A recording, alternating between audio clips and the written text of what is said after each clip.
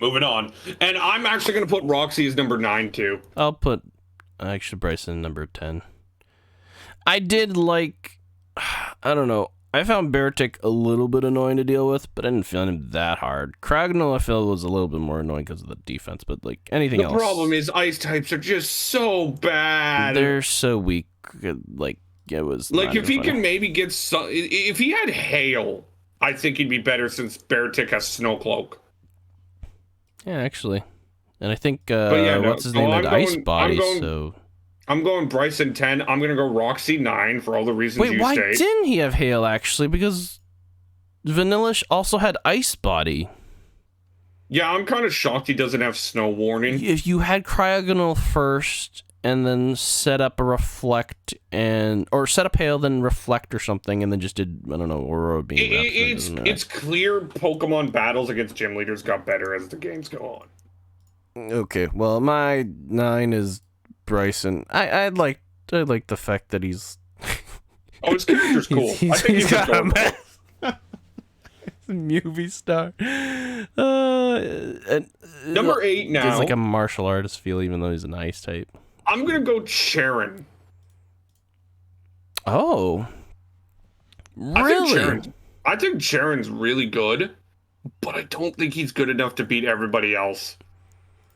Remember, we're talking about 8? Yeah.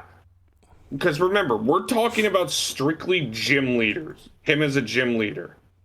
But it's also the character, no? Yes, but I just think other characters are just better. Isn't it just... Oh, okay. Like, Sharon as a first gym leader is perfect. It's a great conclusion to his story, now that he's went from, like, trying to do this and now actually is. Like, it's really good. I just like others better. I just do. Okay. I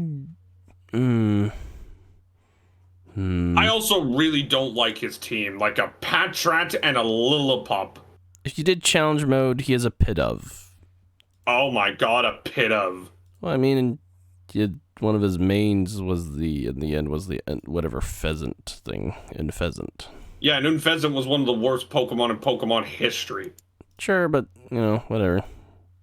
Anyway. He's a normal type gym leader. What else is he supposed to have? Yeah, Charon's my number 8. I don't know, maybe an Audino? Oh, yeah, I guess you could have had an Audino. But yeah, no, Charon's my number 8.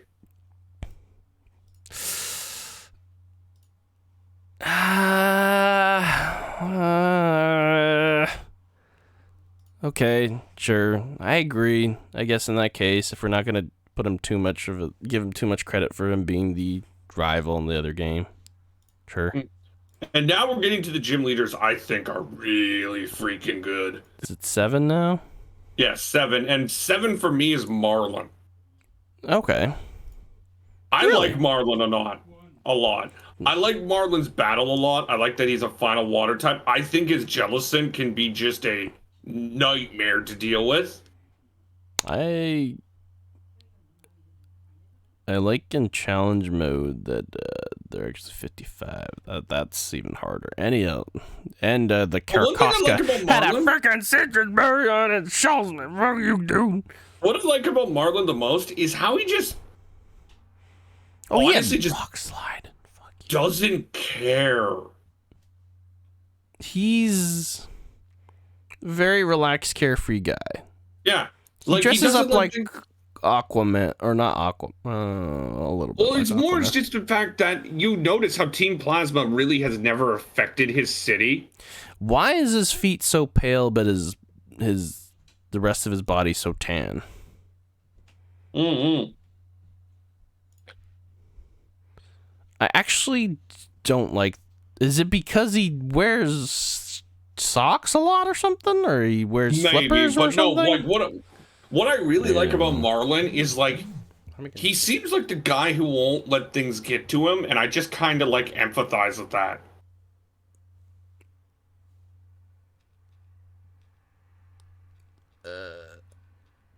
Give me 1 second here. Like when everybody's freaking out about what Team Plasma's doing, he's just kind of like, oh, okay, I mean, are they bad people or not? Who decides who bad people? Like, he's an oblivious idiot, and I just kind of like it.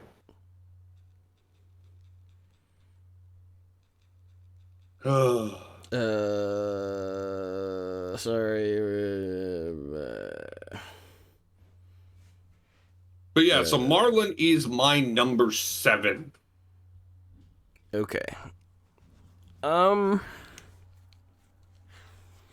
think that's interesting that we get a water type as a last gym leader. Oh, yeah, well, I mean, it was... let me think. Yeah, here. Most water type gym leaders are, if they're in, they seem to be pretty early. Like, the only 2 water type gym leaders before then were Crasher Wake and Misty. Wake, yeah. Thing about Crasher Wake is that he changes the order right afterwards, so he went from number 4 to number 6 in platinum. No, so his team got only a little bit of a level upgrade, 37 being the max. But also Crasher Wake was personality incarnate. Oh, but then you got... Oh no, the thing is you got a water badge at the end of the Hoenn one. Oh yeah, I forgot they were... Oh, don't even remind me about those 2. Anyway, who's your number 7? Yeah, you know what? Sure, Marlon. It's because he just enters in, right? Yeah. In Black and White 2. He already shows a fair bit of his personality. It's not a ton. And you don't have that... Well, I mean, he does show off to the Seaside Cave fight, whatever, the plasma dudes, whatever the frigate thing, boat. But, you could probably just learn a little more about him, but whatever. I kind of like his team, though. It shows a lot, actually. Like a freaking Wailord, a Mantine, like, aren't those, like, pretty... relaxed Pokemon, because Wailord's the freaking biggest one. Ooh, memberships get something special from Guru today. I'm excited. He's the biggest Pokemon, so he doesn't, have to.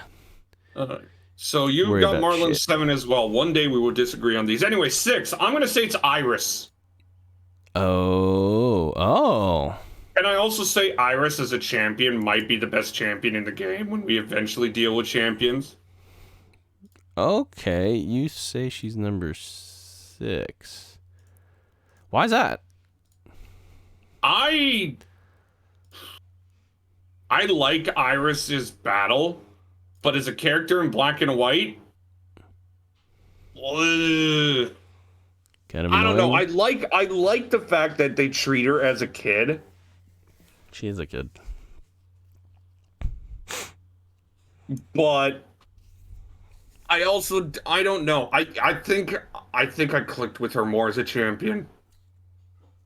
Well, the thing is, I feel like you can't click at that point because you have to realize that, she trained from Black and White to get to Black and White 2 to be nominated as champion when Alder gave up. Or retired, sorry.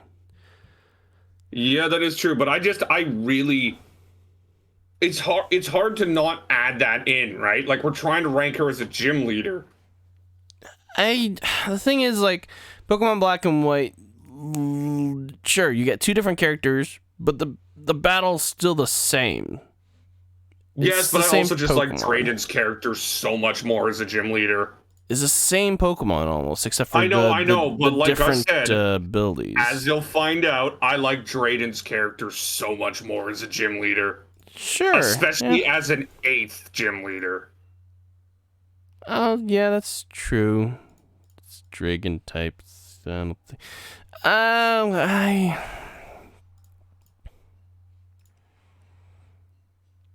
don't know. I mean, I feel like she's endearing. That's very endearing, her character. Because, I don't know, the not only is she somewhat still a child and like kind of still rolls with it a bit, but she's there. She's helping out Bianca out, doing shit. Again, I think Iris is good, but I also clicked with her more when she's champion. I can't put her lower than a lot of these people, unfortunately. I'm going to put Berg as number 6. Berg. Yes. I could see that, because he was going to be my number 5. I mean, he's an avant-garde artist, and I get where he's trying to put with this, and like the whole New York type of feel in Castelia and stuff like that. And I just kind of like Berg because I feel like he was the representation of how black and white gym leaders are going to act.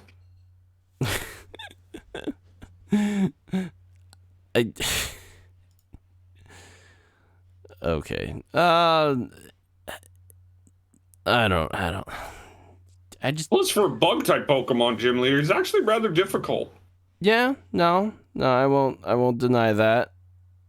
A little bit weird how in Black and White 2 he gives up his Whirlipede for a Swadloon, but yeah. Probably because Whirlipede was the ace for the poison type, or for Roxy at that point, so they're like, that's pretty much it. So you got Burgess 6, I got Iris as 6. I just didn't like the avant-garde type of thing compared to most people. Fair. So I got Iris at 6, you got Berg at 6. I got Iris at 5, yeah. You got Iris at 5? Sure. All right. I'm going to go 4, and I'm going to go... Oh, this is so tough. I think these 4 gym leaders are great. I'm going to go Clay. Oh. And I'm only going Clay here because I like the other 3 characters better. Okay. I think Clay is such a fun character, though. And I think his challenge is great, mostly just because Excadrill is so broken. He is a tough boy. I also think his Black and White 2 team is so much better, even though, again, he has Sandvale and Sandforce and does not have Sandstorm. No, he doesn't. It's strange, too, because I'm pretty sure Gen 5, it was a lot. There was a lot of... It was all weather effects, yeah. Yeah. And even N took effect of that in the Black and White 2 when they did the rebalance. But again, gym leader battles get better as the generations go on. He adds an Onyx in challenge mode. Does it have Sandstorm? No. Oh, Krokorok does. Oh, so challenge mode, he actually uses it. But anyway, I got Clay at 4 just because I think his gym can be taken apart pretty easily, especially if you're ready for Excadrill. Yeah.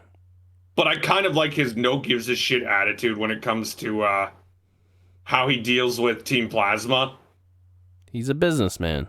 Mm-hmm. He does shit. But yeah, Clay's 4 for me. Who's 4 for you? He's like a gangster mobster type of businessman. Okay, yeah. He represents America in that sense with the oil thing. Yeah. He feels like the okay. If basically in every gym leader series, I like to say who's like the chairman of the gym leaders in this case, like how Rick Carlisle's the organizes the coaches, whatever they're called, the coaches association or something in the NBA. Who's the big boss basically? Adam Silver. No, that isn't the commissioner. No. Oh. You know how Rick Carlisle's the what LeBron James. The representative of the you're funny. The representative of the coaches, whatever. I don't know what they're called anymore. The coaches association group or whatever. I don't know. Where they look out for each other. Yeah, the coaches association basically. They kind of look out for each other in a sense, and I feel like Clay's like the little big boss in that sense over there. Even though Drayden is, I feel, probably a bit more... Oh, Drayden's obviously the king of the gym leaders. But I feel like Clay's like... Second in command, yeah. He can get people going. He's a shadow leader, basically. He's the guy who's like, all right, Drayden said this, move your ass, bitch. Or like... All right, but I'm guessing you're going to say Clay's number 4? Yeah. I still like his design in the gym, but yeah.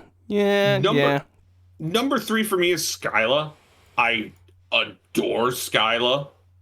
I don't know why. Flying type gym leaders just click with me. She thick.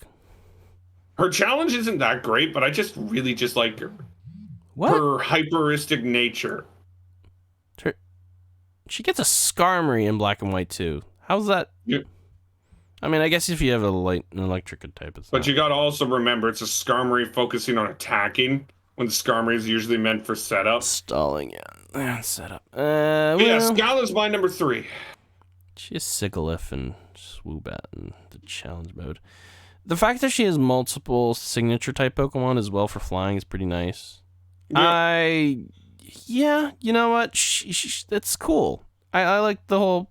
She's a pilot as well, and in Black and White too, she takes up that role and she drives you out to Lacrina or whatever town, or that Twist Mountain. I don't know what the fuck. Lentimus town. Sorry, not Lacrina. Yeah, and she'll fly you to the nature preserve if needed. Yeah, up there, and yeah.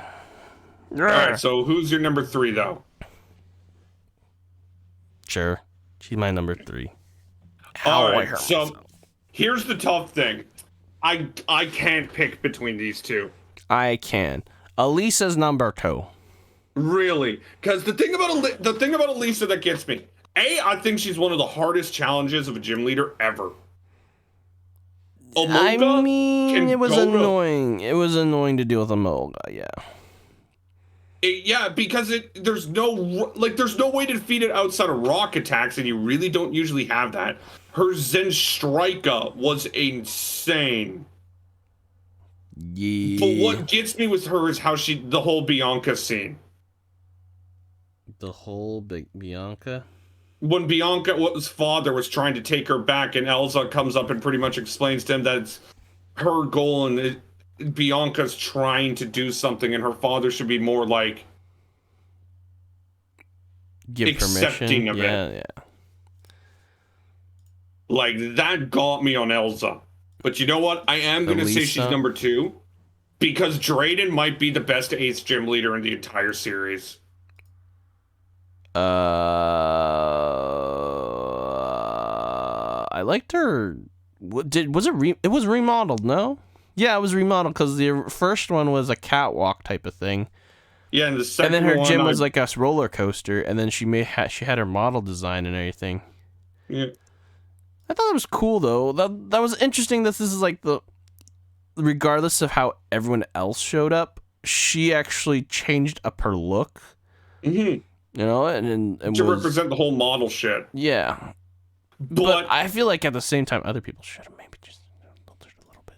But I can't. The best gym leader in the game is Drayden. It's Drayden Daddy. He's just such a perfect final gym leader in Black 1. And in Black 2, you see just how much of a badass he is when fucking plasma attacks at the end. I still can't get over his beard. Looks like teeth. Oh, his beard's amazing. Looks like teeth. So here's the question. Would you say Drayden is better than Generation... Would you say... Who's... Okay, I know we just ranked them, but we both agree that Gen 3 was the best, right? Out of that, yes, so far. And it was Norman, wasn't it, number 1? Yeah. Who do you think... If we add Gen 5 into it, where do they rank? I'm assuming it's either ahead of Gen 3 or just behind Gen 3. Ahead of Gen 3. You're thinking it's better? I think it is too. I think Drayden is, yeah. I mean, no. I mean, I think all the gym leaders in Gen 5 is just a step up, honestly. Talking about Gen. Yeah, I'm talking about Gen as a whole. Yeah, I'm talking. Yeah, all the gym leaders besides maybe the Those guys don't exist. And maybe Lenore a little bit, but I feel like even the bottom 2 would probably be able to make into the Gen 3 area, but it just... Gen 5 was just on another level there. I know, it's insane. But let's go to the redheaded stepchild of Pokemon, Generation 6. Drayden Daddy. This is where the Pokemon battles got better, but for the most part, the gym leaders did not. And I'm just going to start it right away. I think Olympia is one of the worst gym leaders in the history of Pokemon. I think Ramos is one of the fucking worst. Oh, God. And they brought in an ice type again for the 8th gym. I'm going to get to that. The 8th or 7th gym leader is an ice type again. Like, come on. I think Olympia is worse than Ramos Just because Ramos at least is this cool old man, and his gym was decent. His gym was fun, but like his fight is not even. I don't even remember. Dude, I don't even remember Olympia's either. Her ace Pokemon, her pinnacle Pokemon is a Meowstic. Level 48 mouse. She had a Slow King. I don't remember that actually. Yeah, no. I think we're starting to see. I think we found a thing that might be worse than Gen 4 in terms of gym leaders. I at least remember Grant and Viola, because Viola had the weird Vermilion whatever thing Pokemon. You know who's the... Grant had the fossil types only. We'll get to it. And the fossil types are amazing in this generation. No, they weren't. They were terrible. Anyway, no, Olympia... fuck you. Tyrantrum and Aurora, fuck you. They were awful. Olympia is my 8, and I'm guessing Ramos is your 8. I'm looking at this one more time here. I don't... like, I remember both of their gyms, actually. I think it was weird. Olympia was, like, put in, like, a black hole in the middle type of thing, almost, in a sense. I just think almost all the Gen 6 gym leaders are terrible. But I'm gonna put Ramos down there because he's just an old man. That was it. He's an old man gardening. Marcelo's... And Olympia is just a random psychic. Yeah, but at least his design stood out. His is just, I'm an old man. I got giant pair of scissors. No, I got Olympia as 8. I got Ramos at 7. I got 8 Ramos, Olympia 7. All right, I'm going to move up to Grant. No, Wulfric. Fuck this, dude. Oh, don't worry. I'll get to Wulfric in a minute. Let me get to Grant. The only thing he has going for him is his Pokemon. That's it. I mean, that was... Nothing else about his gym is pleasurable. I think that it took way too fucking long to get to gym 2. the wall climbing. Nothing about Grant's gym was enjoyable. Add on to the fact there was such a gigantic gap between Gym 1 and Gym 2. It's just... it's bad for me. And so I'm going to put Grant at 6. I'm going to put Wulfric at 5 because outside of Wulfric's fight being fucking pathetic for final gym. I hate Avalugg. What the hell? I like his character a lot. Wulfric reminds me of Crasher Wake meets Price meets I don't know what. Wulfric Viking feels like a Viking. Yeah, a Viking who met Crasher Wake and stuff. He's also a fan of the Bryson Man series. Huh. But yeah, no, it's another case where Ice type just sucks. They suck. And frickin' there wasn't even that good of a story going around with Wulfric. It's just like, hey, there's a Pokemon village right outside Snowbell City. Great! Can I find any good Pokemon? No. Alright, so I got Grant at 6. There's stuff going on there. No, you can only get Mewtwo afterwards when you like do certain things at the end of the game. Oh, sweet Mewtwo, but that's after. Oh, okay. That's great, I guess. You gotta fight the whatever his name is though, Team Flare guy thing there, but that's about it. Oh, don't even get me started on Team Flare. Wulfric for me is 5. I just hate these. Wait, who's 6 then? Sorry, 6. Sorry. Mm-hmm. I mean, sure, his design. Yeah, he's a Viking come down to France. I just like Wulfric's character. I'm just gonna be honest. And I'm just gonna sit there and be like, well, okay, get the Nordic dick, I guess. I mean, Grant is 6, Wulfric is 5. Who's your 5? Sure, No, I can't. I like the fossil Pokemon though. Yeah, the Pokemon are great, but Grant as a character is awful. His hair is weird. I actually don't. Oh no, I actually remember Silage Gym. I actually remember there was like you went out to there was a mine not too far, right, or something. Yeah, and then they that's where they introduced the whole riding on a ride-on or something. Who's number 5, Chewy? Fine. Number 5 is Grant. He's just literally a jock who likes climbing and his hair's weird, but the fossil Pokemon were fun still. Number 4 for me is Viola. Yeah. I think she's a decent first gym. I like her relationship to Alexa, the reporter that stalks you. Mm-hmm. Decent challenge. I don't know. I thought it was really easy, but Then again, I don't really like any of these gym leaders anyway, so it doesn't really matter. Number 3 for me is Clement. Oh. Why? This okay. Lumio City is huge. I get that. That's what they were trying to show. Yeah, it's like the main city of the whole game. Why? This fucking city and gym were just fucking anticlimactic for trying to build up after going all the way around just to like get things going. And it's like I love how little we have to say about Gen 6. That just shows how really bad Gen 6 was. I don't remember almost anything in Gen 6. There are only 2 gym leaders I remember. And that's my top 2. But yeah, Clement's 3 for me. Yeah. I enjoyed his Heliolisk. Okay, and all right. It got to the point too. I remember when I looked at Gen 6 and I was like, who the fuck are all these people? Not only that, but like I was like, oh, they don't really have any Pokemon, like new Pokemon, and I was like, oh, that sucks. They're getting smaller generations, and then you're like, oh, it's because they're doing the modeling and stuff like that. So you got to remember that they're putting work into that, so that's why they're not adding as many. And I was like, oh well, sure, I guess.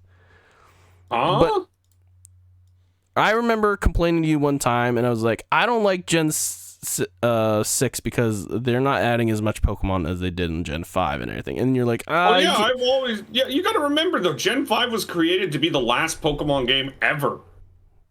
Sure. And they added 150 Pokemon. But Black Gen and White 6 still had less than Gen 4 and Gen 3. That's just how it happens sometimes. You got to remember, Gen 6 was their first 3D one. Exactly, and that's when I remember complaining. You're like, oh, you got to remember, Lucas, they're doing it in 3D and stuff. And I was like, fine, yeah, sure, whatever. And then I'm looking at this, and I'm like, I fucking hate half of these Gen 6 Pokemon still. Yeah, Gen 6 didn't have that many great Pokemon, but so Clement's your 3? And I thought they would try to make do by adding other ones, but it's 3. Number 2 you also got to remember Gen 6 was when they introduced Mega. Yeah, and I still just hated everything. I hate everything still. These are the only 2 gym leaders I consider good. Well, okay. I think number 2 for me is Valerie. Yeah, number 2 for me is 100% Valerie.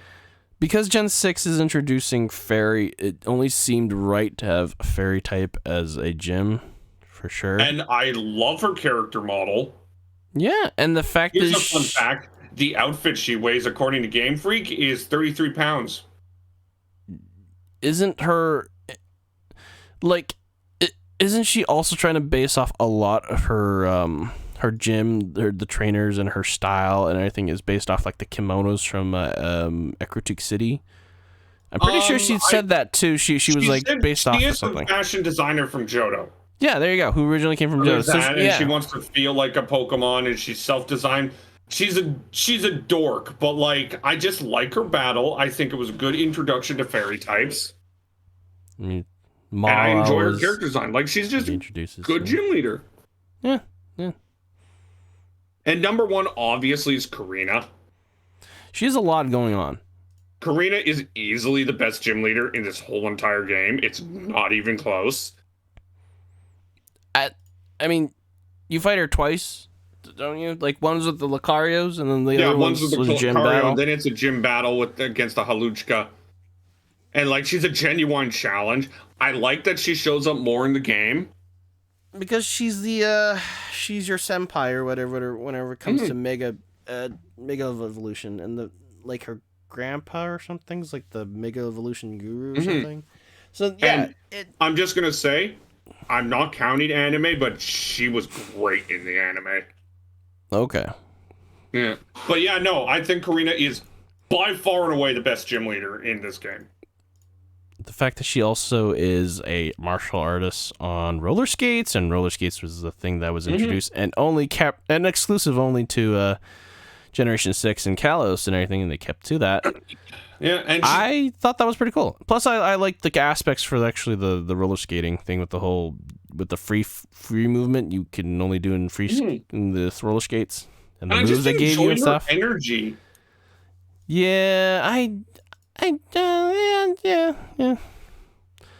yeah, sure.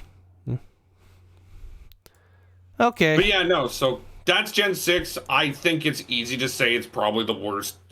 Wait, no. Here's the thing. No. I have a hard time putting it worse to Gen 4 when I really think about it. No, I can put it kind of at the same level. I'm sorry. I think it's just a bit better. No. Because if I look at Gen 4, I really hate Gen 4 6. to me literally only has Crasher Wake. And I don't think Crasher Wake himself is better than the combination of Karina and Valerie. I don't put them higher enough, unfortunately. No, I don't see it that way. I think 6 may be even worse, or at least the same area as Gen 4. I don't like Gen 6. Well, let's get to Gen 7. Oh boy. This is a different one since there's only 4. What? It's the Island Kahunas. Oh. We gotta tackle them. There's only 4. I believe there's only 4 or 5. What? Yeah, there's only 4 Kahunas. Oh, you're talking about... Oh, well, why don't we try... Do you want to include the captains as well? Yeah, you technically fight them, don't you? All right, let's include the captains as well. Let's see. Child captains. Child captain. Don't you fight them, technically? Yeah, you do. Or some of them you don't. You can fight all of them.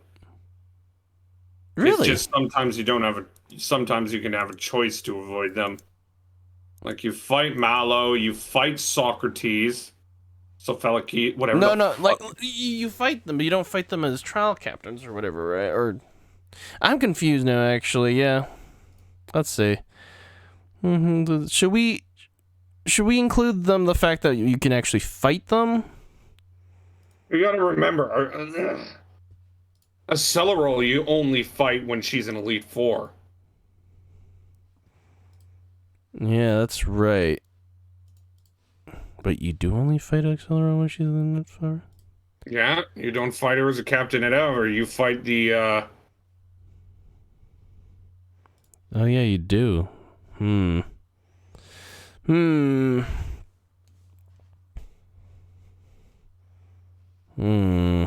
want to just go Kahunas since those are the only ones you actually fight?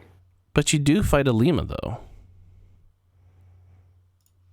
He does ask you for a fight, but it's like after the... I don't know. This is kind of weird.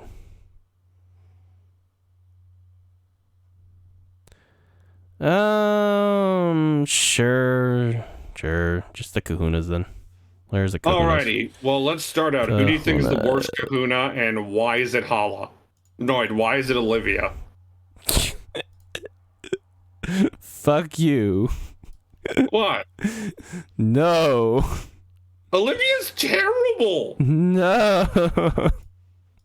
At least Hala had like the expertise of it. You're fighting this big old guy who's been running your village. Olivia's just this random scientist you meet.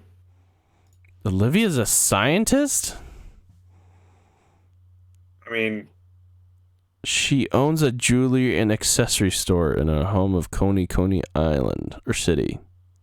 Oh my god, I don't even remember. Olivia's terrible. She's a normal girl, Marcel. I'm putting Olivia as 4. I'm not putting my tan, beautiful babe down there. Oh my god. Fuck you. This goddess deserves more. Okay, then who do you put in as 4? Let's see here.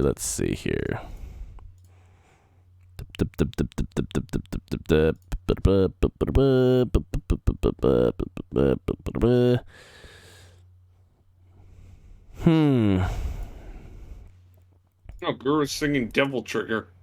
Nice.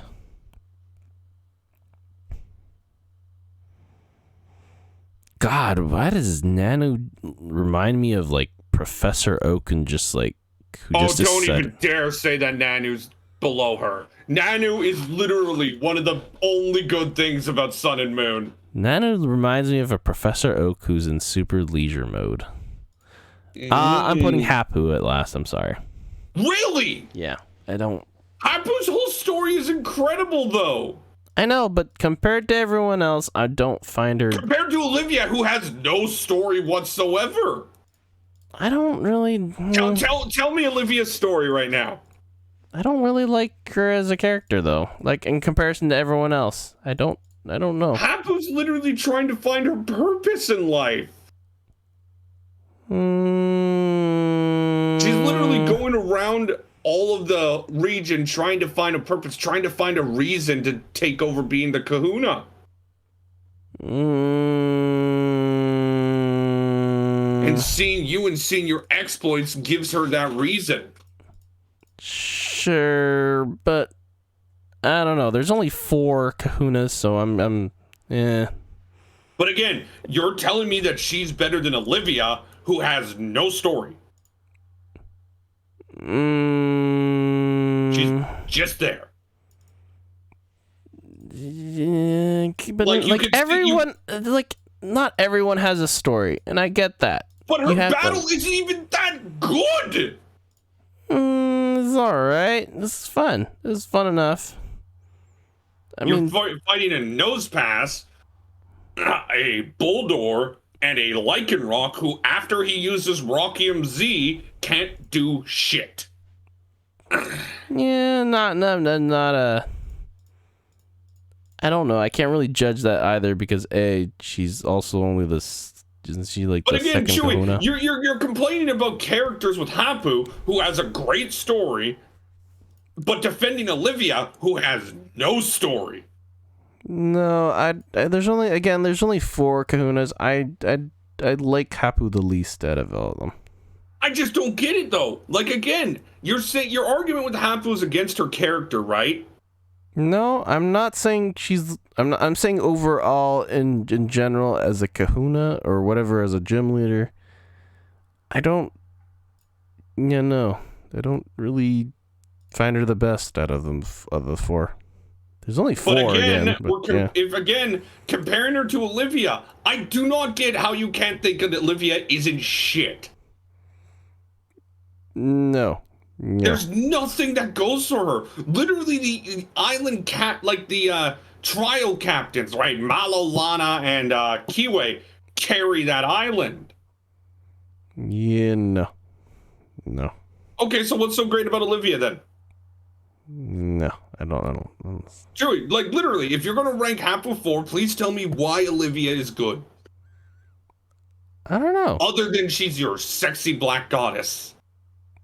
Honestly, the fact that you just look at certain things. I don't know. It's some of the details that I find when you're going through the game that I just liked Olivia a little bit more. What did she do? I don't know. It's just that's the thing. She did nothing. It's all the little tiny things, right? But I don't know. Tiny things. The fact that you can like look at her room and stuff like that, and then she also joins you for like a meal at one point. Oh my god, if that's something to hold it up, oh. All right, moving on from the Olivia nonsense. Olivia's 4 for me. For some reason, Hapu's 4 for you. Sure, I'll put Olivia at 3 though. Oh my god, this is actually the only time where I sit here looking at you and I'm just like, Chewy, I want to smack you. I don't really care though. Like I don't I don't care too much. Like I meet Hapu's family and stuff, and, like the very end, and she's talking had about a great story walking around, and Olivia's just like, "Hi, I'm here. Let's fight." I don't find it. Like again, how can you think "Hi, I'm here" is let's fight? I liked her battle. I like Hapu's fight, but again, I can't be that judgmental about that either, because again, she's the last Kahuna, and literally Olivia's the second one, so I can't give too much credit going on but there. Okay, if you're comparing stories, then Chewie. I'm not just comparing story either. I like the character design of Olivia. I like the fact that it's just like, hey, we're going from fighting Kahuna to rock Kahuna for some reason. What I'm trying to understand is if your only thing that you can think of that Olivia does better is design. No, there are tiny little things that I like. It's the fact that it seems like she has nothing going on first off, but then you see all these like little intricacies and details that are added when you go around looking at things, like her room again, like the interactions that you have, and then also the food, whatever that restaurant She's literally thing. Just a person. Reminds me a little bit of Kuroko, though the fact that you have a little lack of personality, it has the personality itself. Who the fuck was Kuroko again? Kuroko from Kuroko no Basket. Oh, we're not... Kuroko's whole story was the fact that his lack of personality, that he couldn't keep around with friends. Olivia's story is not that, because Olivia has no story. Nah. Like, that's just it. That's the thing I don't understand. Is yes, you cannot like Hapu. Fine. Yeah, her design is a little corny, right? Well, it's not just that, but sure. I just didn't connect to the story, no. But even then, at least she had a story, right? Sure, but that still doesn't... I can't remember a single thing Olivia did other than battle. I can't rank that high, though, because of that. Because, again, Hapu's literally the frickin' 4th Kahuna. So, in this case, is the 8th gym leader. In this case, you have all this time to move up to it. So, I'm just like, I understand why you can put the story in there, because she's literally the last fucking Kahuna that you fight before the Pokemon League. And again, what I don't get, though, again, is you're telling me that build-up, that thing, is somehow worse than Olivia's story. Because I don't remember most of it. It's literally she's just trying to live up to her or find out what she can do, and I'm like, okay, that's fine, but I don't connect that. That's not to me. Well, let's just talk about fucking Hala then. That doesn't make it the best or anything. Let's just talk about Hala then. Okay. Not much going on besides being the... I think as like a first like gym leader / battle, he's pretty up there. I think it's the feeling of, hey, it's your town or your village chief or something. Your town mayor, your rival's grandpa. I feel like if you were the rival, this would be more top, because you know the character more in this case, and you probably would have gone a little bit more backstory. But just being your rival's grandpa, just being it feels like the village chief fighting against you so you can leave. There's an aura of importance to it. And like he takes it seriously and stuff like that, and he has these like tinges of Japanese design and sumo wrestling background type of deal, and I think there's just a lot of likable about Hala. And the fact that you get the star Pokemon from him and not Kukui, actually. Mm-hmm. That was interesting. I will say, the day we do rank Elite Four and Champion, I'm going to have a lot to say about these, because I think while the Island Captains suck, I think the Elite Four of this game in Sun and Ultra Sun and Ultra Moon. Oh yeah, they were good. Hey, you want to just do Elite Fours and Champions next week just to get it over with? Maybe. Wait, Ultra Sun and Moon. Olivia had a different. What? She had a different team. She had 2 fossil Pokemon that sucked. You already know my opinions on those fossil Pokemon. I love Anorith and Lily. Fuck you. Moving on to Nanu. Literally the best. Nanu's, yeah, it's not even close. He's a police officer who lives in the most shadiest part of like all the islands. Yeah, where Team Skull is, and it's just like, oh yeah, I'm the Island Kahuna. Let's battle. It's just. He's seen some shit, and he's done a lot of shit in his life, and somebody corrected him, and then now he's just this cool grandpa kind of feel, and he's got to keep everyone else in track on this he's island. Like the guy who's like, okay, look, I got to keep you guys. I gotta keep you guys in track because I've done a lot of the shit that you've done, and I've seen the results. One thing about his team that bugs me. What? Why does Krokorok have Intimidate and not Moxie? All right, let's do 8th gym now. Oh, and the fact that he also like one of the guys, or sorry, one of the people who he looks out for were the troublemakers is also Gladion, and he also trains and stuff. So yeah. All right, let's go to Gen 8. The latest gen. There's a lot of gym leaders coming. We got 1, 2, 3, 4, 5, 6, 7, 8, 9, 10, 11. Who are you not counting in this case? Well, who am I not counting? There's 11 gym leaders. 1, 2, 3, 4, 5, 6, 7, 8, 9, 10, 11, 12. Who's the 12? Marnie and Bede. Who the... Or take over as the gym leaders, right? And then there's Piers. I got 11. I got Milo, Nessa, Kabu, Bea, Alistair. So that's 5. 6, 7 is Opie Bede. 7, 8 is Goldie Melanie. Opal Bede, yeah, and then Gordy Melanie. 8, 9 is Piers Marine. Piers and Marnie. And then Ryan. And then, yeah. No, 1, 2, 3, 4, 5, 6, 7, 8, 9, 10, 11, 12. 1, 2, 3, 4, 5, 6, 7, 8, 9, 10, 11. Oh, wow, I just miscounted. Son of a bitch. All right. Let's start this. Though we do... The only reason we're including Beatty and Marine here is because they're technically gym leaders in the tournaments, which the tournaments do play a big part in this game. Yeah, doesn't he, like, fight you before you do that, too? Yeah. As a representative of the stuff. Okay, let's see here. Who's number 12? So who would be number 12? I actually think most of the gym leaders in this game are pretty good. Yeah, I just... And the fact is, like, unlike other games, you get a ton of background stuff just from the game and personality itself. Yeah, you get a ton of information though from the background of this game. Like, I'm gonna just start off. You would have to learn more from, like, say, anime or looking around. Yeah, and looking around. But, like, just from the game itself, I feel like Sword and Shield give a lot of their characters a lot of stuff because the trainer cards and the I don't know, overall story just feels like they talked a lot more in a sense. So, like, I think there's a lot here that's pretty good, which is why I'm going to say this. I don't think there's a bad gym leader here, but Gordy's the worst. I just don't like his team. It is pretty, yeah. Really, it's not that good.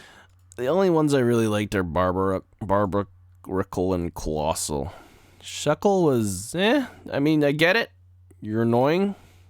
And then the Stonegener. I don't know. Seems kind of weird. I didn't know. His champion tournament team isn't that bad. You add on a Tyranitar. That's it. Yeah, well, I mean, Tyranitar's one of the best Pokemon in the game. I know, but that's it. You add 1 to the 4 Pokemon he had. You say that's the best thing that changed. Okay, sure, yeah. Well, I mean, when every other trainer in the tournament has 5, why not, right? Yeah, but I'm just saying that changes his entire team for you. It adds a lot more because you don't fear Barnacle. Barnacle is not strong enough. No, I like the design though, but yeah, you don't really have both Shuckle and Stonegear are setup Pokemon. This is a really annoying set of Pokemon, yeah. And then you add Tyranitar to add the extra punch that Colossal may not be able to give just because of its speed. Or the fact that you don't want to waste freaking... and the fact that Colossal also is slow as molasses if Wonderoom isn't up. Sure, and you also don't want to use Gigantamax, whatever. Gigantamax. For your ace Pokemon when you want to set up for that. Yeah, it's pretty good. Yeah, but like I think if we had to call it worst, it's Gordy. Gordy's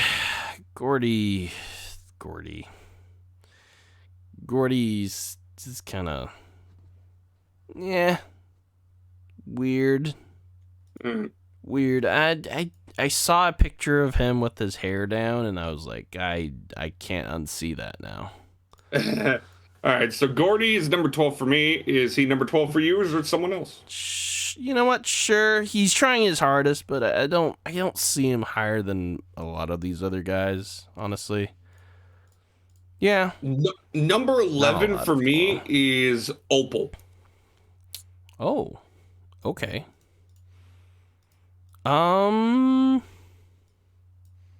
Okay, yeah, I'm gonna ask why in this case. I don't know. I think the thing I didn't like about Opal is I did not like her town. Oh, yeah, okay, I see. Blanley was kind of small, but again, it was a town and compared to the cities. But but it kind of comes out of nowhere, and it's that. I did like her story of trying to find a successor. That was nice. And it's also the main reason why I'm going to rank Bede next.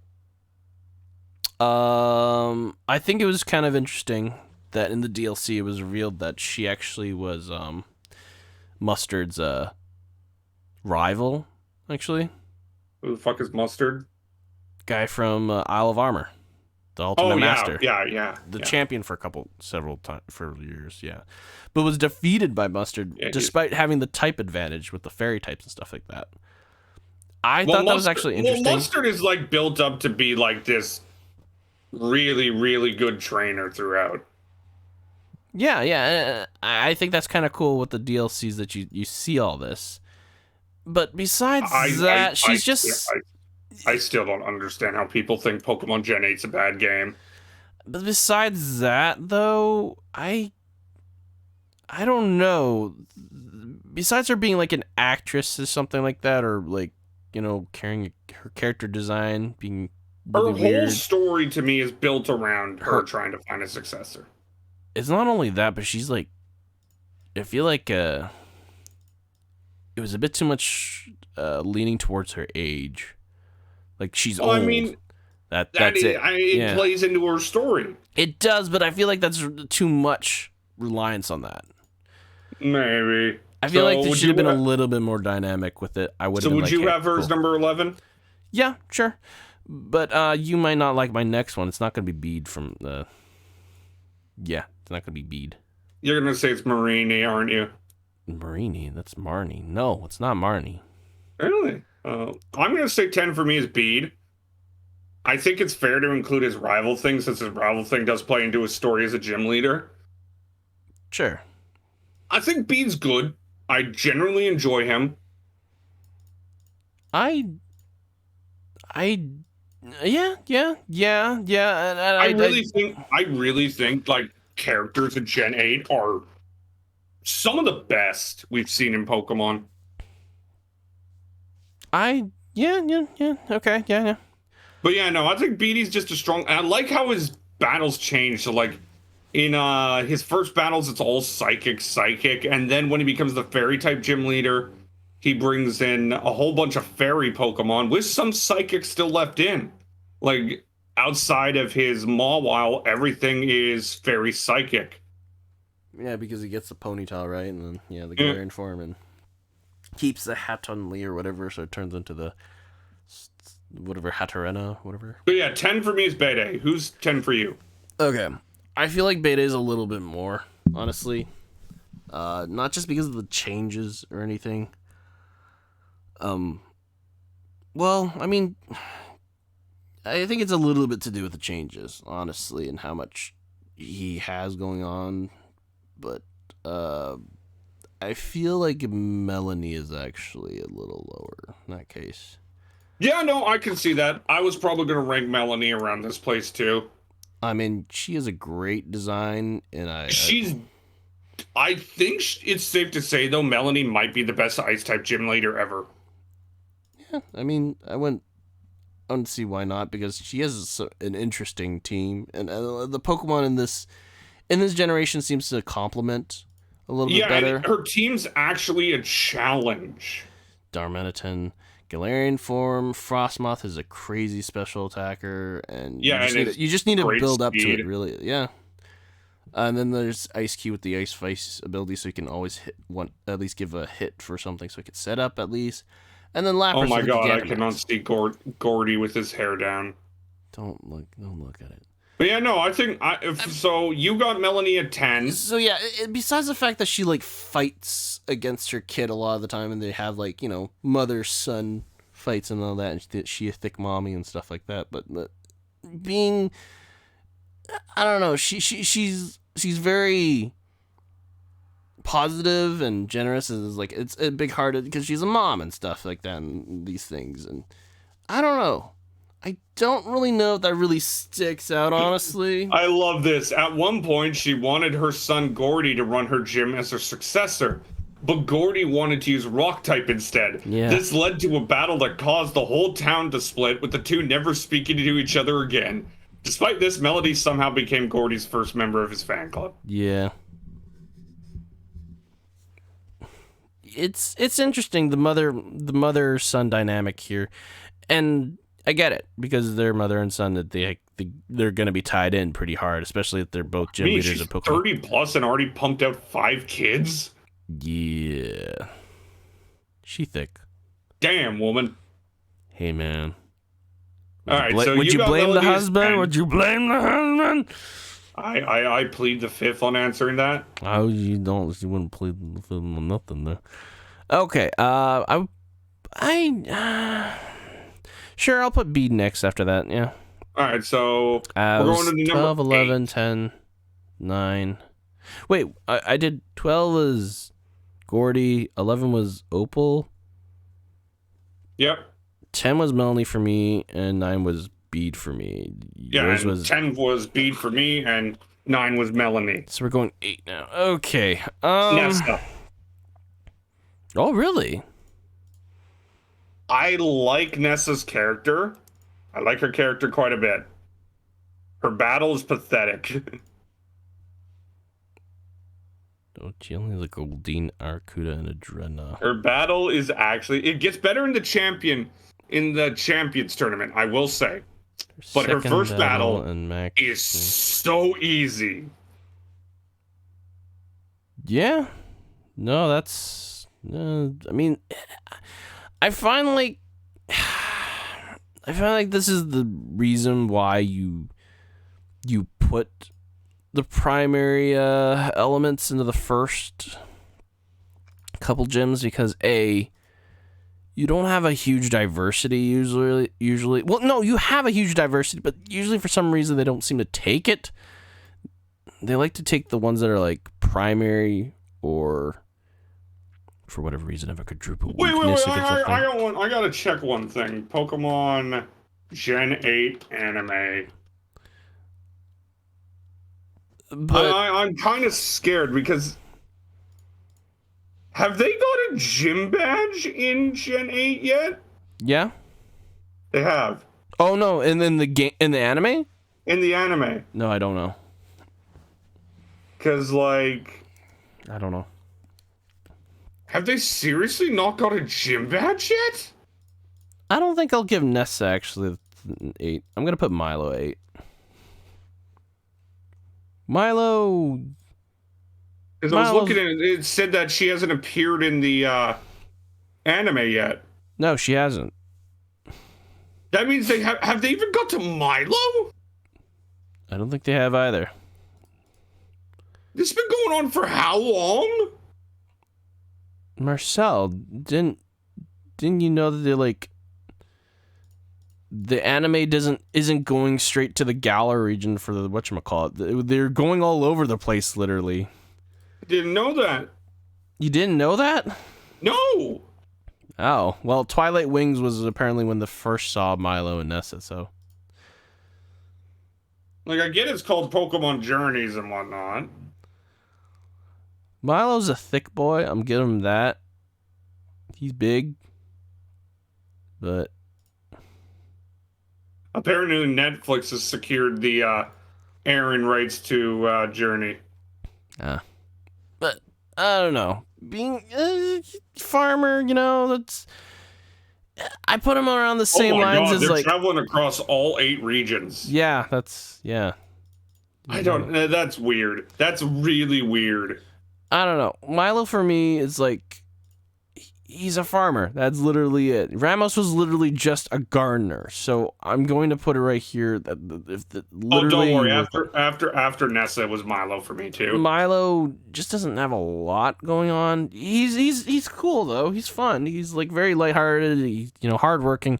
He has a big bod, but he's a decent battle. I do not deny. He's incredibly strong. He carry about 770 pounds. I like how he kind of just abandons his original pinnacle Pokemon and then becomes a Flapple. Yeah. Or an Appleton. That's where I also am kind of curious. Why didn't they just replace Gossifleur with a Flapple? Because at that point, I think the stats would be too much. You got Imagine having a grass dragon type. Grass dragon type at level 19. Really? You aren't beating a grass dragon with early Pokemon. Because you got to remember, they could literally just give it Dragon Breath. It has access to Twister, Wing Attack, Acid Spray. It has access to Twister, Wing Attack. And that's as Flapple. Acid Spray, Acrobatics. Leech Seed. It's just too strong of a Pokemon. Really? It's weak to Flying, Poison, Bug, Ice, Dragon, Fairy. You're telling me you can't find a Pokemon or something that has a move like that that's strong enough? The only one you can find early game is Flying. Type-wise, sure, but what about, like, move-wise? Yeah, but you'll need same type attack bonus. Sure, but again, okay, I'm gonna look at this. Give me 1 second. I'm looking at this. If I remember, the only moves you can, like, you'll need same type attack bonus. I'm looking at this. I am going to look at this. There is no way it's just...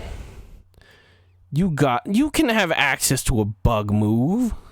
You just need to get one of those whatchamacallits. What is it? Whatchamacallits. Literally in the first, you have access to Galarian, the Galar's like first bug Pokemon, which is the Blip Bug, which actually turns into a not too bad Orbeetle, Bug and Psychic. But literally, it just at that point. At level 12 or something around that, I'm pretty sure it turns into Dottler at level 12, no? Again, 10. No, Flap... But 10. Again, that means you're forced to get something. No, you can also do the flying types, which is the Rookidee. Rookie, I don't know, I just don't like the idea of having it. I don't like the idea of having a dragon type in the first gym. Really? I thought that would be pretty interesting. No, I think it's going to force too much balance issues. Okay, poison type, maybe not, but... Alrighty, though. So I did Nessa as 8. I did Nessa Mio. I'm doing Milo as 8. Alright, well then who would be 7? I'm looking. We got some pretty good gym leaders left. No, we do.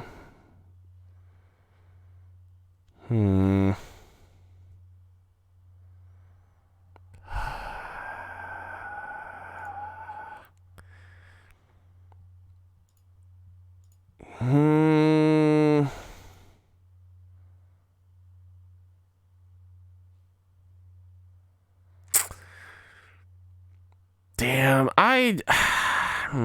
even though Nessa's fight was really kind of sad. Her first fight's terrible. I don't see Milo's being any better. Milo's even worse, honestly. Sticking with the same evolution line, too. Make it even worse.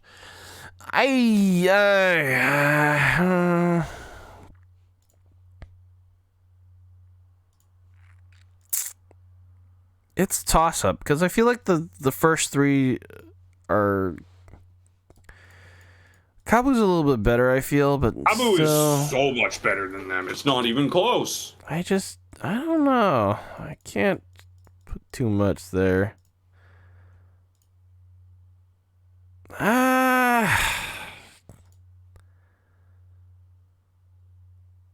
Okay, yeah, sure. I'll agree. Nessa in this case, I think is not agree. Sorry, I'll put Nessa as 7. All right, so now we're going. I feel like her ability to try to be something else. So she's like she's also trying to balance out. I will agree duties. that her being a model at the same time adds a little more spice to her character. The fact that she's also a beautiful Brazilian goddess, but yes. Oh, dude, her hair. Her hair. Number 6 for me really is Piers. Oh, okay. I think Piers is good. Oops. I think the problem with Piers is that he has no Gigantamax. For the 7th gym leader, no Gigantamax. I get that's his thing. It's not that it's his thing, it's that his town is literally not on whatever. Yeah, I get that, like, the reason, but because of that, it doesn't allow a good challenge because you could literally walk in there with a fighting type and take out almost 100% of his team.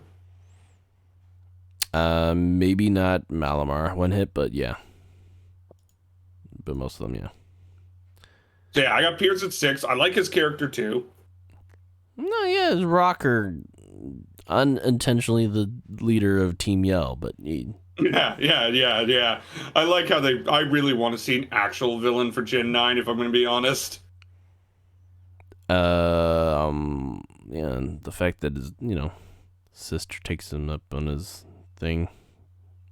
But yeah, I got Piers as 6. Who you got at 6? God, I don't know. I'm gonna put Kabu 6.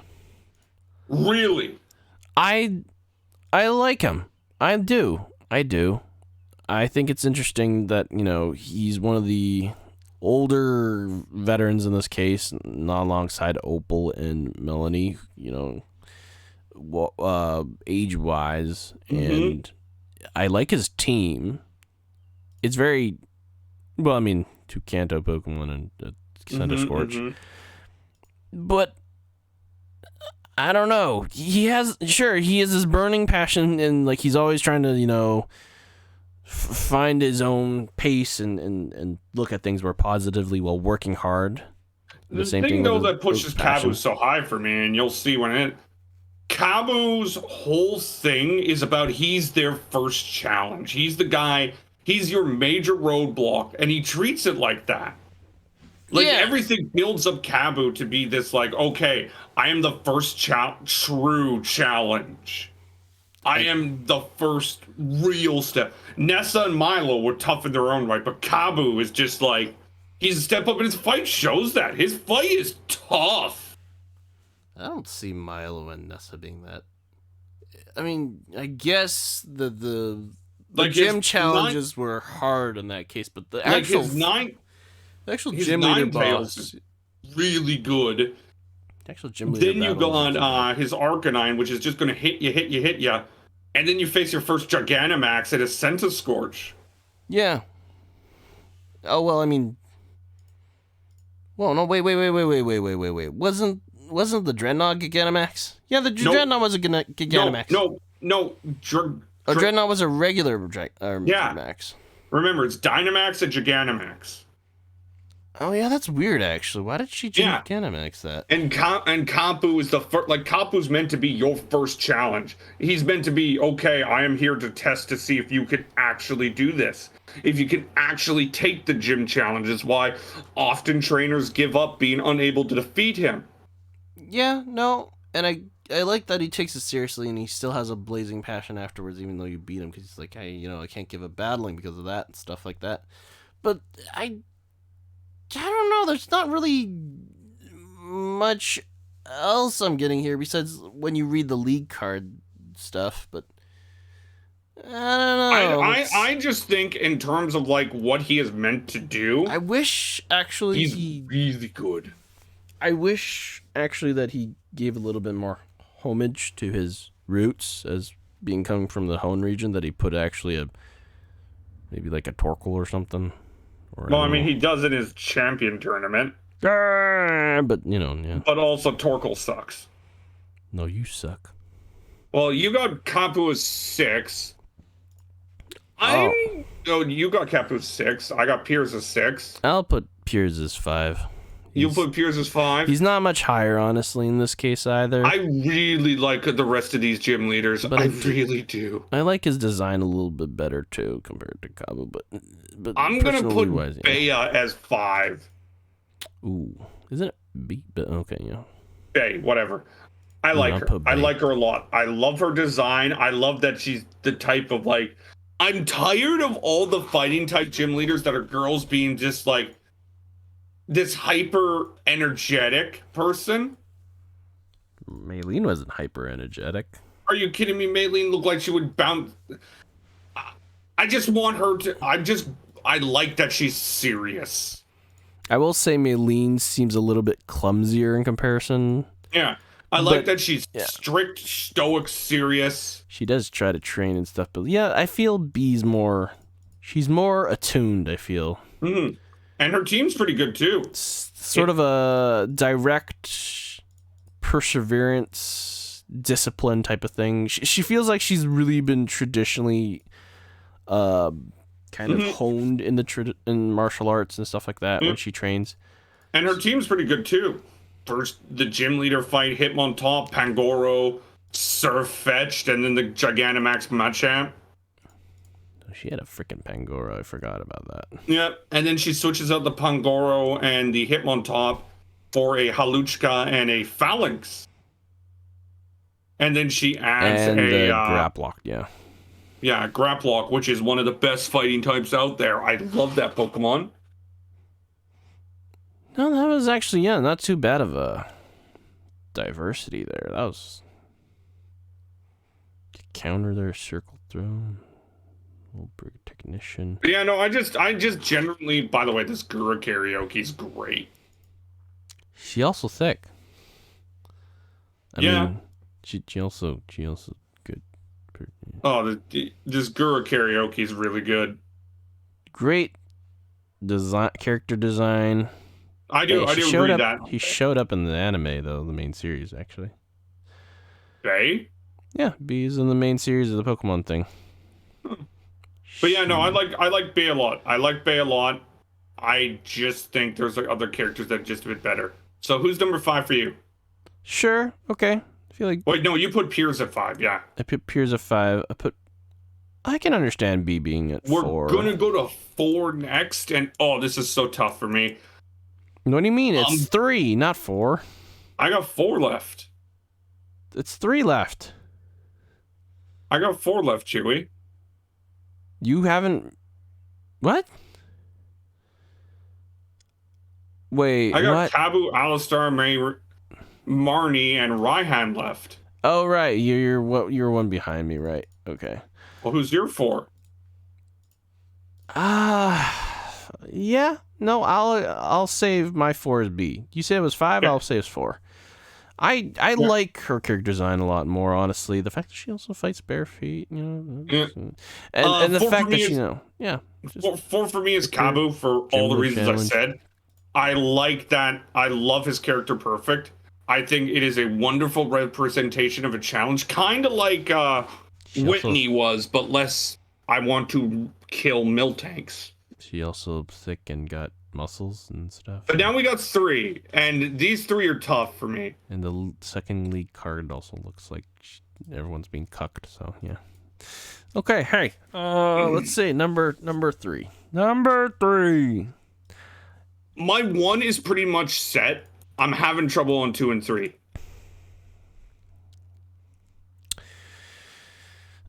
I'm gonna say Alistair. I think,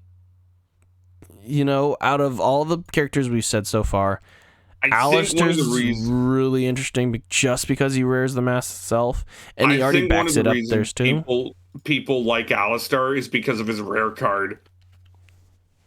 The whole takes off his mask and he actually sees his face. Looks actually just like, I want to snuggle, that type of thing. I don't want to snuggle that. I want to say it's okay, man. But yeah, no, I do like Alistair a lot. I love his team. The fact that he can't speak. I love his team. I love how better it gets as we go on.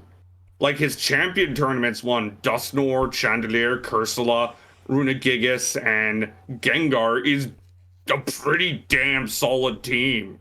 The fact that in just the gym, just being a gym leader battle, a Mimikyu, Yamask, Galarian Form, Cursula, and Gengar is already pretty decent, yeah. Yeah, no, he brings a challenge. Even though he gets rid of the Mimikyu, which I think is a weird move, but he replaces it with he gets rid of the Mimikyu and brings in a Chandelier and Dustnor, and honestly, I think those two Pokemon are just better. Though I don't know why he brings in the Poltegeist. I don't know why either. I feel like the Runagigas I think that's Galarian only because Form would have been cool. Yeah, he brings in the Poltegeist, but then he brings in the Runagigas for the Poltegeist after. Yeah, it's a champion turn. That's that weird. Just makes no sense. I don't know. But yeah, no, actually, I agree. I think Alistair is 3. My 2 is Marnie. I feel like Alistair just... My 2 is Marnie. It's my sad side. Not sad side, my introverted side. I can relate. Marnie, okay. All right. I think her story is great. I love how she's just like... somebody pointed out to me, she dresses like, oh, I'm this edgy person, but she's got a pink frilly dress. She reminds me of a cat, honestly. Yeah, I can see that.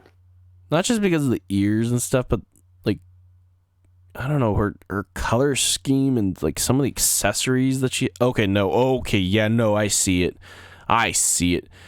What? Okay. I see it. What? She has I forget that she has a collar on too, a choker, and I'm like, oh. Yeah, no, like she's supposed to, like on the outside you see like, oh, I'm this edgy girl who's like this, and then you see and then it's just to get to the pink frilly dress. Pink frilly dress and that kind of explains her character in a sense too. The pink like on the underside of her spiked heels. Mm-hmm.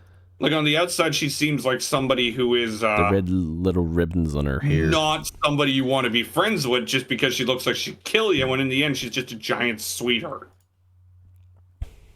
I will say, I don't know why she has a Toxicroak in her team, but hey, whatever, man. I don't know either. It doesn't even have any dark-type attacks. You do you. She keeps it the entire way through. What the fuck? Well, I think at the start there I think it's just to counter the fairy types, that can destroy dark types. But... Well, they did do better in like I think Gen 8 was the best challenge when it came to gym leaders and people. I think literally the Krogunk Toxicroak was just to take care of the fairy types that would beat her dark types. So yeah, Marnie's number 2, which means Raihan is number 1. What makes Raihan so good? She also thick. I don't know. The over the topness type of thing. The fact that he's like, he's two sides of a coin and he resembles both sides. It's weird to say that, when you talk about a character, you feel like a character should be linear and should be one type. But the thing is, a character is more complex than that. You can have things that feel not controversial per se, but like can contradict each other. Like you can say, hey, this is a very benevolent person, but when it comes to say like, I don't know, personal favorites, they can be kind of greedy, kind of selfish type of thing. Yeah, you see a honor to him. I don't know about that too, but I feel like he has a duality. Well, I mean, you see a lot of it. He, even though he is the self-proclaimed rival of Leon, he still keeps battling, even though he's lost apparently 10 in a row. Yeah, and then he also loses to you afterwards, and Mm-hmm. but there's also this, like, I said duality earlier, even though it's still probably evident in a lot of other characters. You see it very, very, like, it's represented very well in Ryan's character. Mm-hmm. It's very open.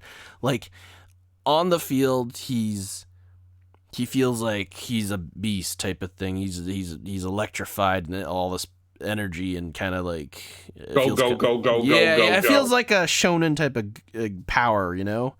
But it's not at that point. But you know, he's a trainer, and you know, he gets into it. He wants to get through it. But the other side of it as well, he's would you say understanding to like the situations around him? That too. Like, he's very knowledgeable. He isn't oblivious. No, he's not. He's very knowledgeable actually, and he's very academic than what you would almost seem like at times. And he's also like a very social butterfly beyond all comparison of what sometimes he when he's out in the outside. But then, you know, I believe there was explained at times that he also was like silent a lot when like he lost a lot of times. He like he's quiet. Emotional. Yeah, he knows. But he's not emotional in like the bad way. He wears his emotions on the sleeve. He knows how to like. He clams up when he's sad, and then he's open out there, and he's like he's basically a modern superstar in this case. I feel like he handles the gym leader aspect of the Galar region. The fact that like all the everyone's a superstar pretty much in this case. The gym leaders, right? And this is the major league division. Yeah, like the and whole they're thing all aired is outside. all about the gym cap. I feel like he has more control. He understands what it's like. What it is to be a superstar in this case. Mm-hmm. That he has to have multiple faces here. That he has to have his own the personality that he shows on the outside and in battles and not in battles and stuff like that, but also but the personality he shows when he's by himself or when he loses or something or is out of battle because of that. That he's one and the same, and he's embraced both sides. And he shows this in this sense too, because he can just, when everything is in balance and he accepts it all, his more, how should I say, his more outgoing, the other, like, each side is unable to kind of be more evident when he's, like, fighting and stuff like that. So he can really go out and really feel the energy and stuff like that. I don't know. I don't really know how to explain that part, really, but I feel like his duality as a character is well done. Yeah, I agree 100%. And I think the thing that pushes him over for me is I think his gym is amazing. It's strange, right? Because it's not even in the it's not even in a big stadium itself there. It's all in this little area. This tower, library, pretty much. But I also think he has the best gym battle. Like, I've been saying a lot how the gym battles and battling in Pokemon against the AI got better and better as the thing went on. This is the pinnacle of it. This is 100% the pinnacle of it. And it's represented as the last battle. Yeah, I like that. Because this is a double battle where he has a lot of things that work off each other. Like, again, you have the start of, I believe he starts with Gigilith and Flygon, right? Start off? Yes, because he wants to set up Sandstorm, yes. Yeah, and everything is revolved around Sandstorm because the Sandaconda has Sand Spit. Yeah. Sorry about that. And like everything's about the Sandstorm, Sand Rocks. He's got. It's just a really well-rounded team. Sandaconda protect Glare. Oh yeah. For Stall. Yeah. And then you push on to his champion challenges, and you got a lot of the same thing there. Sunny Day, Shell Trap on his Tyranitar. Why he has a Flygon is beyond. Why he has a Torkoal is beyond me. Sandstorm on the Torkoal. Torkoal for drought. Oh, that's true. Set up the Turtonator more than likely. Yeah. Rain Dance on the Goodra. For Thunder. That was pretty much it, really. And he keeps the same team for his champion tournament. Yeah. Yeah. Like, I think Ryan might be the best gym leader ever. I think he legit deserves to be in that conversation. Yeah. Character design is really cool, too. And his battle's pretty freaking impeccable. Yeah. Look at that lead card where it goes. Rah! So that's it. So now we're done the gym leaders. Let's rank them. Gen? What's the worst gym leader generation, and why is it 4? 6. It's 6 or 4, pretty much.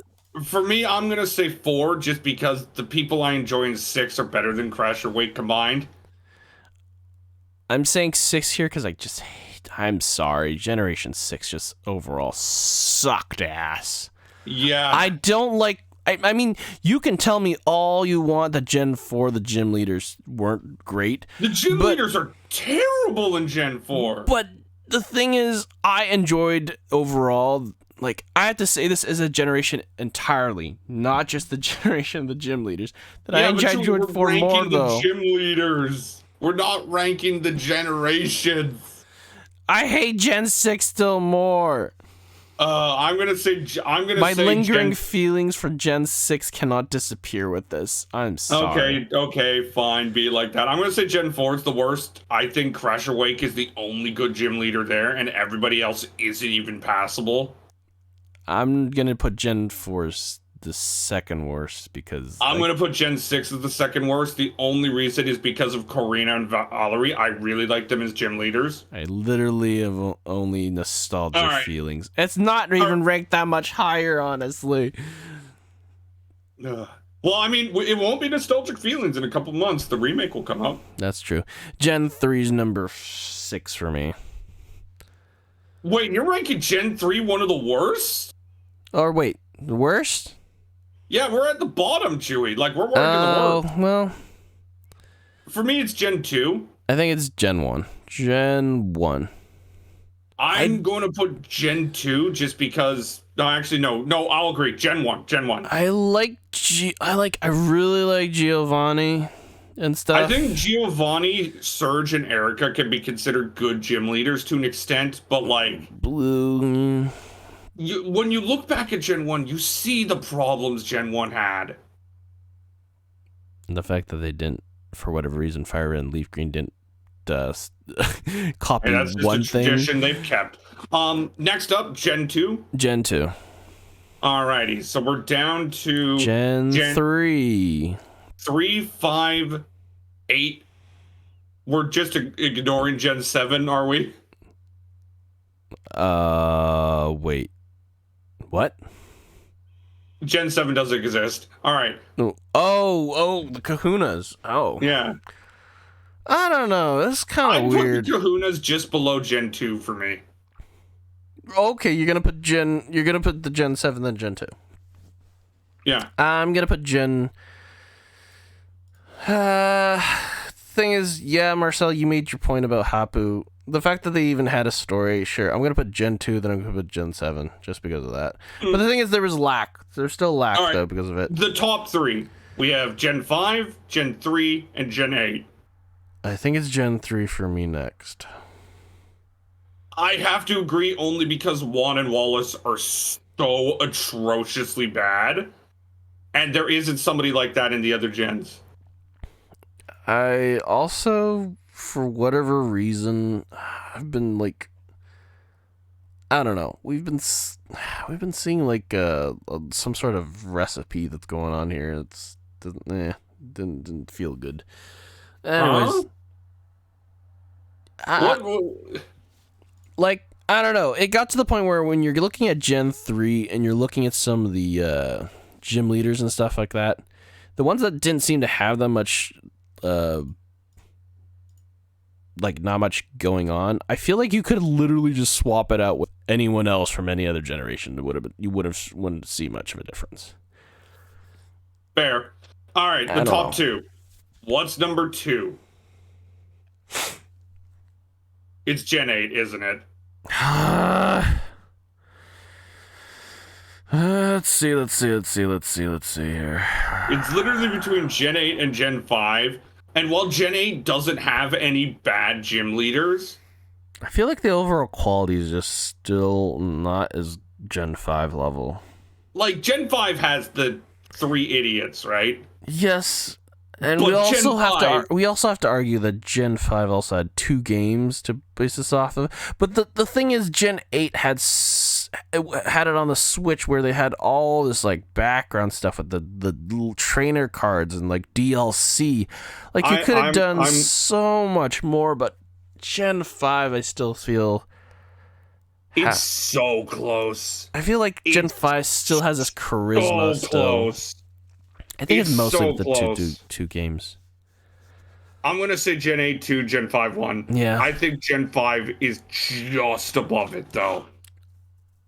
And here's the thing. If you asked me this before we started, I would have said Gen 5 100%. But the more we talked about it, and the more we realized Sword and Shield's very good. Sword and Shield was good. Yeah, it was good. It's just, I don't know. There's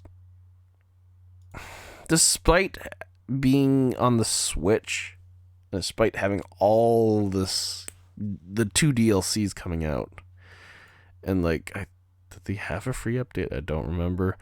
I don't know, it still felt a little short for some reason. And it might be just because Black and White had Black and White 2 to sort of build up more on, and the fact that like it was the same region and but different characters, and even like your main character was different. It's just, I don't know. It could be just that, honestly. I just think there's just a bit more for Gen 5. I feel like Gen 5 had a lot more charisma for some reason. Yeah. And like I think it's something to do with the 2 games again, but again, I'm still surprised that like I went into this thinking I'd just say Gen 5 was the best, not even close. But I know Gen 8 gets such a bad rap. Unfortunately, Marcel went into this thinking Gen 5 still better, and I'm leaving with this Gen 5 still better. I'm sorry. Oh yeah, no. But I thought like Gen 5 would have been win in a heartbeat, sure. 10 miles ahead of everything else, but no.